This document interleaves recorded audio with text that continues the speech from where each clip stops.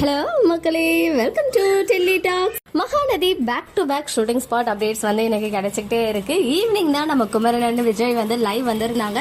அதை தொடர்ந்து இப்போ கொஞ்ச நேரத்துக்கு முன்னாடி நம்ம தாத்தாவுமே நிறைய பிடிஎஸ் எல்லாம் ஷேர் பண்ணியிருக்காங்க. பாத்தீங்கன்னா நம்ம விஜய் லைவ் வந்து அதே லுக்ல தான் இருக்காங்க, அதுமாரி அதே காஸ்டியூம்ல இருக்காங்க. அண்ட் கூடவே பார்த்து ஸ்வைப் பண்ணிக்கிட்டே வரும்போது ஒரே ஷாக் வெண்ணிலாவும் இருக்காங்க. ஈவன் நிவின் அண்ட் ராகினி இவங்க எல்லாரும் கூடயும் சேர்ந்து ஆஃப் ஸ்கிரீன் பிக்சர் வந்து ஷேர் பண்ணியிருக்காங்க. இன்னைக்கு கோட் சீக்வன்ஸ் போயிட்டு இருக்கு அப்படின்றதுமே நமக்கு தெரியும். ஏன்னா அங்க இருந்துமே நமக்கு வந்து பிடிஎஸ் ஷேர் ஆச்சு.